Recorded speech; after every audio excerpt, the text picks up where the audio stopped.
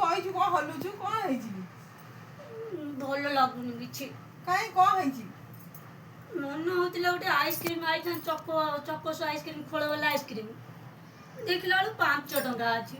ସେ କହୁଛି ଆଇସ୍କ୍ରିମ୍ ବାଲା କହୁଛି 10 ଟଙ୍କା ହେଲେ ଯାଇ ଦେବି। କାଇଁ ତୋ କତିରେ 10 ଟଙ୍କା ନାହିଁ? ନାଇଁ ବା 5 ଟଙ୍କା ଅଛି। 5 ଟଙ୍କା ଦେ କୋଉଠି ଥବ ମ ଦେଖିମି ଆଉ କୋଉଠି ରେଜା ପଇସା ଆଉ ନାହିଁ। ନୋଟ ଥିବ ତ? ନୋଟ ଅଛି ଯେ ବହୁତ ନୋଟ ଅଛି ତାକୁ ରବड़ ବାନ୍ଧି ରଖିଦେଇଛି। 5 ଟଙ୍କା ନେଇକି 500 ଟଙ୍କାଟା ଭଙ୍ଗେଇବି। ହେଇ ଦେଖ ଆଇସ୍କ୍ରିମ୍ ଖାଇବ 500 ଟଙ୍କା ଚେଞ୍ଜ କରିବନି। ଦେଖିବ ପାଖରେ ଅଛି 5 ଟଙ୍କା ଦବ ନା ମୋର 5 ଟଙ୍କା ଅଛି 10 ଟଙ୍କା ଦେବି ହେ ତୁ କାହିଁକି ମତେ ମାଗୁଛୁ? ମତେ ଏଉଠୁ ବାଡେଇ ବାଡେଇ ପଟାମୁଣ୍ଡେ ନେବୁ 5 ପଇସା ବାହାରିବନି। ତୁ 5 ଟଙ୍କା କଥା କହୁଛୁ। ଗୋଟେ ମନ ହେଇଛି ଗୋଟେ ମଣିଷର ଆତ୍ମା ତୁ ଚିହ୍ନି ପାରୁନୁ। ଦେ 5 ଟଙ୍କା ମୁଁ ଖାଏ ଗୋଟେ ଆଇସ୍କ୍ରିମ୍। ନାଇଁ ବା ଥିଲେ ମୁଁ ଦେଇନଥାନ୍ତି କହିଲୁ। ଦବୁ ନା ତ? ନାଇଁ ବା ମୁଁ ବି ତୋରି ଭଳିଆ ଗୁଡେଇକି ରଖିଛି। ଗୁଡେଇକି ରଖିଛୁ? ଆଉ 5 ଟଙ୍କା ମୁଁ ଚେଞ୍ଜ କରିକି ଦେବୁ ଏଣେ ତତେ ଦେବି। ମୁଁ ବି ଗୁଡେଇକି ରଖିଛି।